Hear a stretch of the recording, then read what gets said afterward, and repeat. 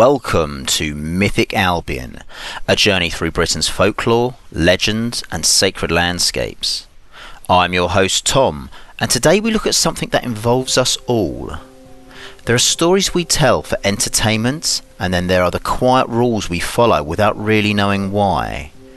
Across Britain, for centuries, people have lived alongside an invisible set of warnings. Don't walk under that ladder. Don't bring those shoes inside. And don't ignore that bird at the window. These aren't legends of kings or monsters. They're the small everyday superstitions, the protective habits, whispered omens and inherited fears that shapes ordinary life. And as luck would have it, today we step into that older mindset, the Britain where luck could cling to a loaf of bread, where death might be heard in the cry of a bird, and where crossing the wrong threshold at the wrong time could change everything. We will explore the strange patterns behind British superstition through thresholds and food, the sea, death omens, animals and fairy boundaries, and see what they reveal about how people once understood their world. Because superstition isn't about fear or minimising bad luck or good, it's about control, often in a world that had none.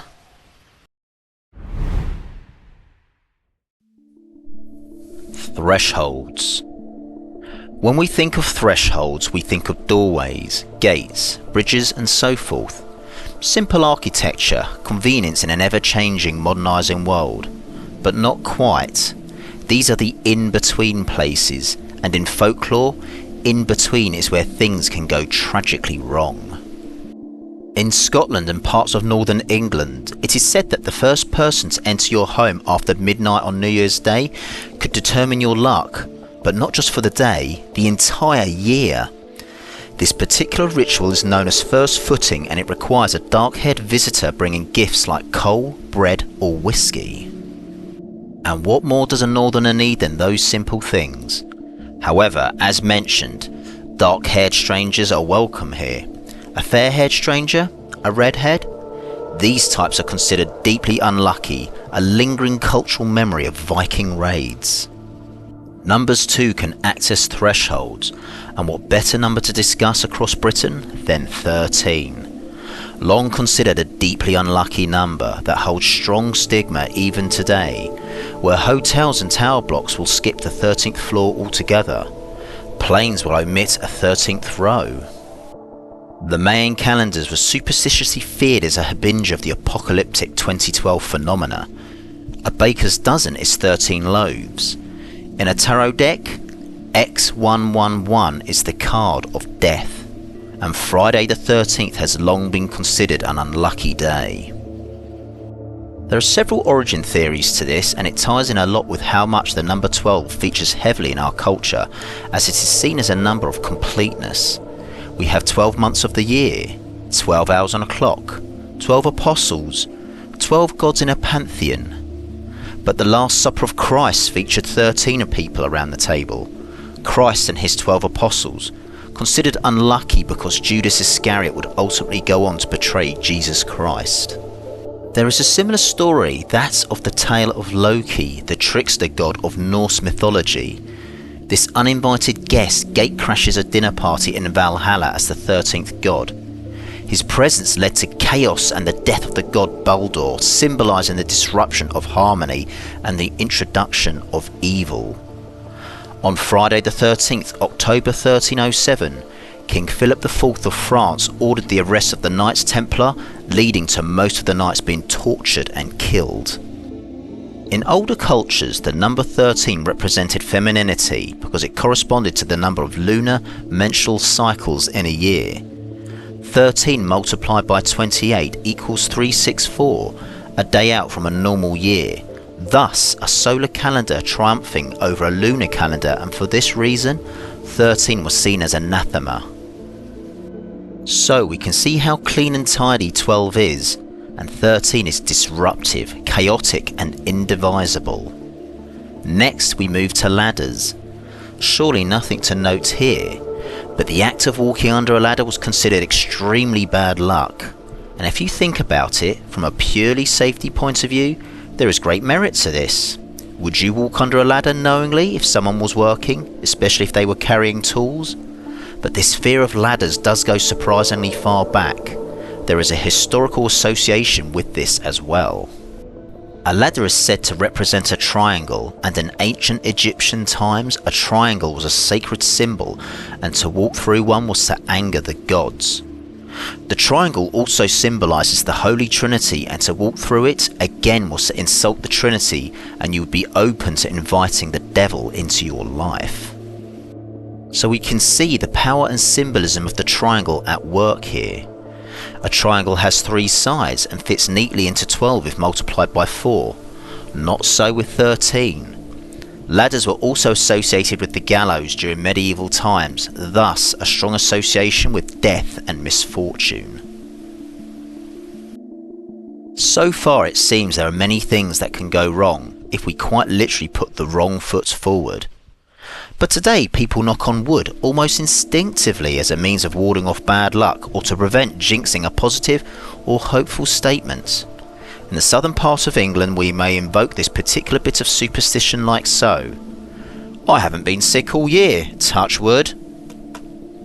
This invariably is accompanied by someone seeking something wooden to apply these knocks, or in typical self-deprecating English fashion, one may tap on their head. This act was believed to protect the speaker from tempting fate or inviting misfortune. This also has ties to old pagan beliefs as well as Christian symbolism. For the former, many a scholar believed that for Germanic pagans and Celts, that there was a time that trees housed various spirits, and if you were to touch said tree or knock on it, you would summon the spirit within and be blessed with luck, protection and good fortune. In Christianity, wood, or in particular the wood of the cross associated with Jesus Christ, was seen as a gesture of faith and divine protection. It should also be noted that Jesus was a carpenter and thus was always associated with making things out of wood. The expression of touching wood or knocking on wood is so ingrained even today that Winston Churchill himself once said that he always liked to be within an arm's length of a piece of wood.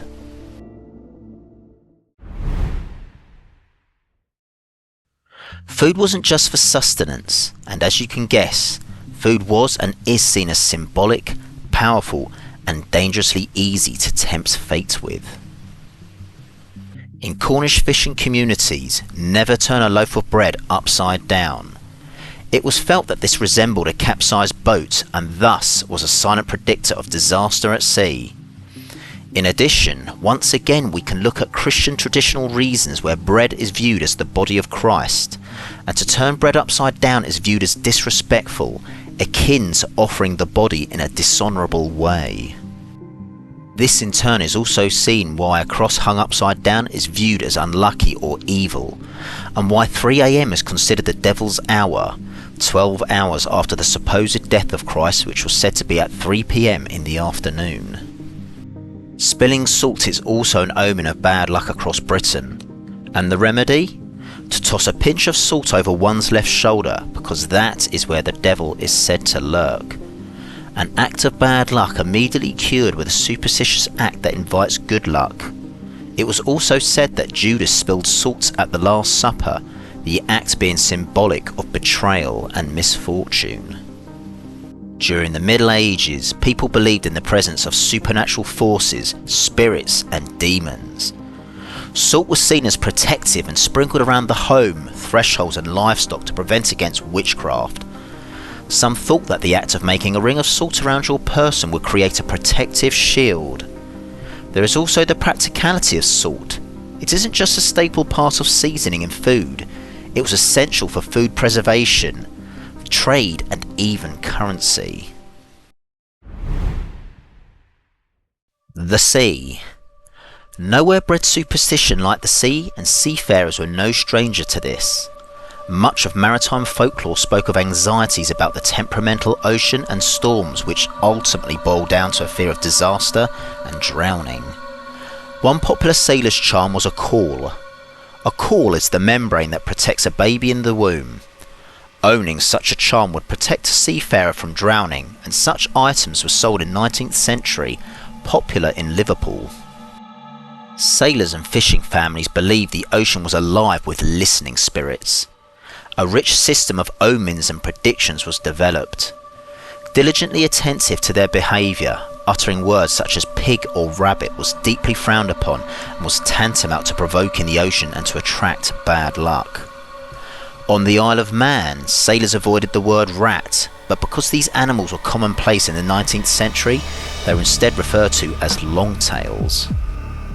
In Cornish lore, mermaids were not romantic. They were warnings of coming storms, of drownings, and ships dashed on rocks.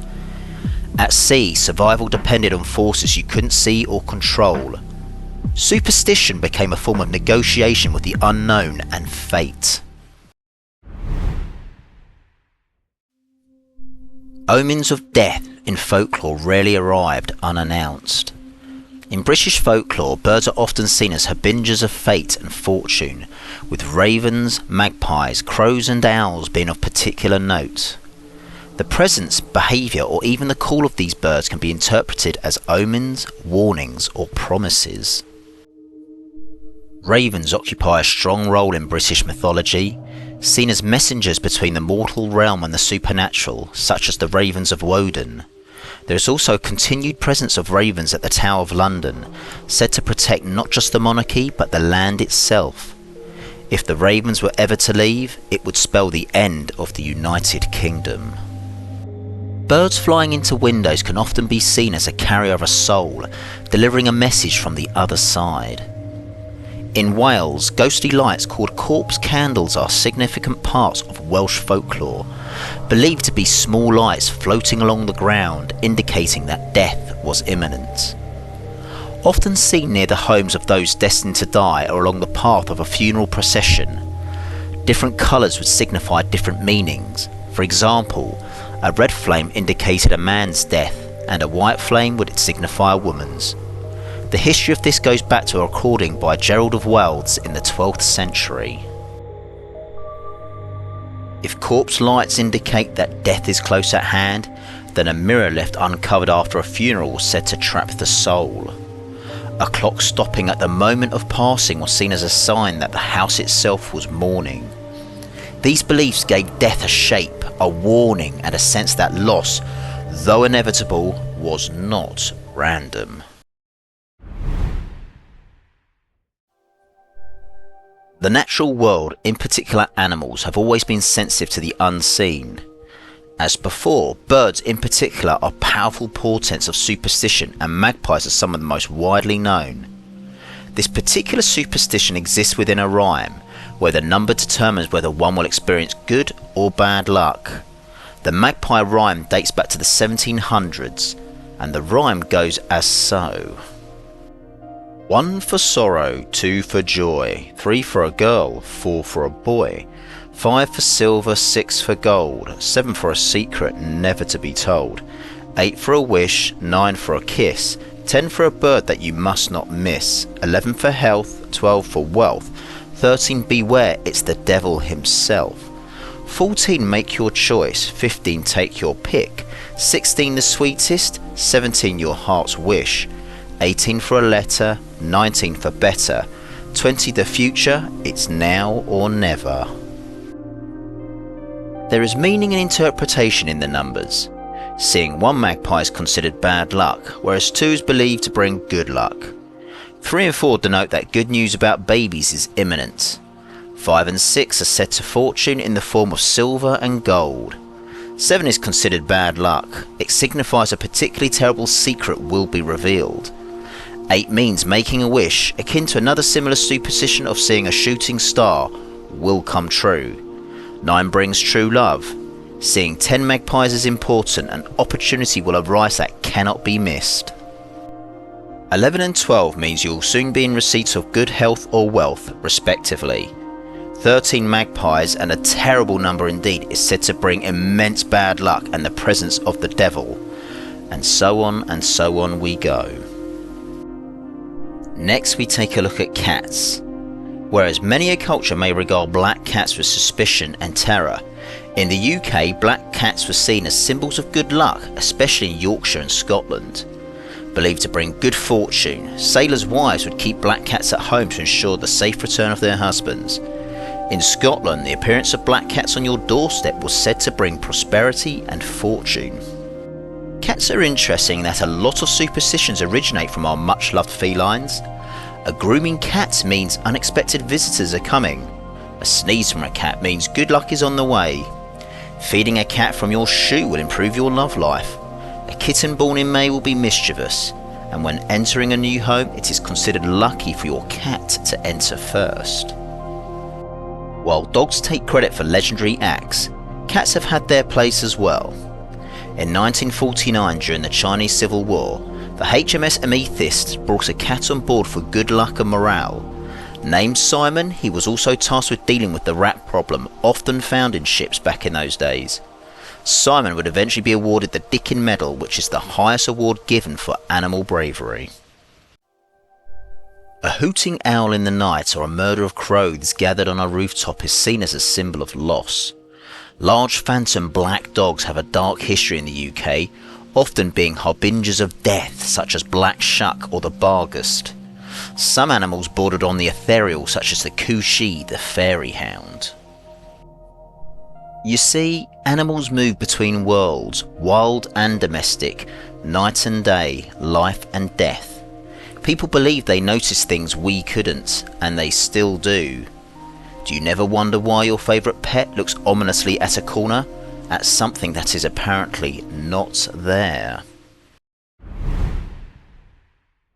Magic.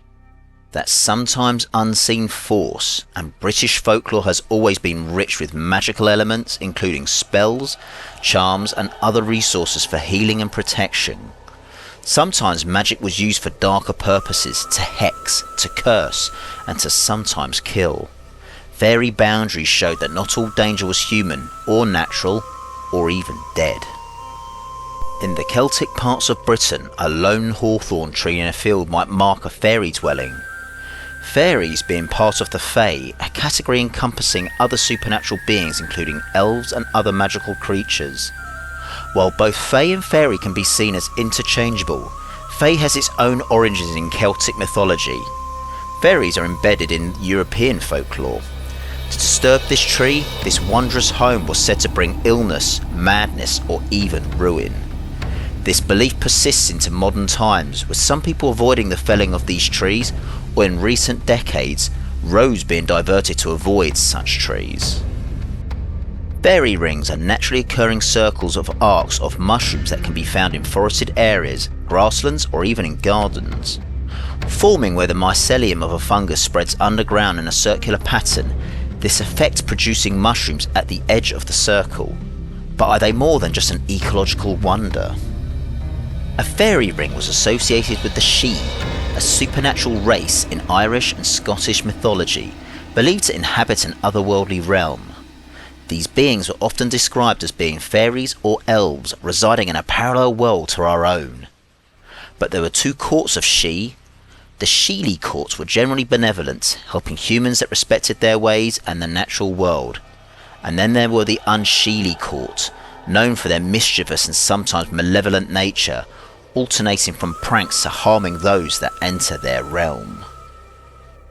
To encounter a fairy ring was to discover a portal to this magical realm. Stepping inside one could lead to being taken by the Sidhe, and where a few hours may pass over there, years could pass in the mortal realm. To disturb one of these rings or to pick up one of the mushrooms was to invite terrible bad luck.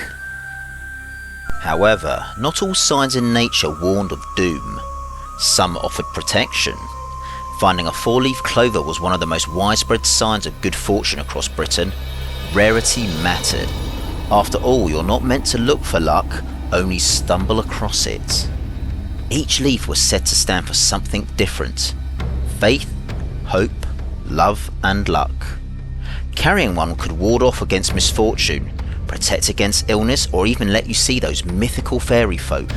You could see them without being tricked by them. A rare advantage in a landscape where the unseen was usually more powerful than you.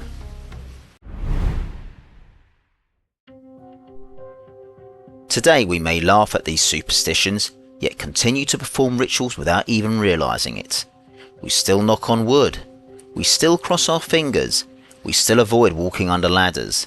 We feel a flicker of unease when a bird hits a window or a sudden silence within nature. Superstitions gave people a sense of agency in a dangerous and unpredictable world. They often provided explanations for the unexplainable and offer comfort in uncertain times, adapting to fit contemporary narratives. Manifesting in various forms such as charms, rituals, wards and taboos, they are deeply rooted in cultural practices and folklore. Lots of superstitions overlap with each other, and a lot of them have their origins in our pagan and Christian pasts. They also connected people deeply with their environment. Bread mattered, birds mattered, trees mattered, the world was alive and with meaning. Maybe that is why these beliefs never fully disappear. Modern society may have moved away from traditional superstition, but their influence remains, often blending with contemporary beliefs and practices. Because even in a postmodern age replete with skepticism, subjectivism and relativism, part of us still wonders, what if?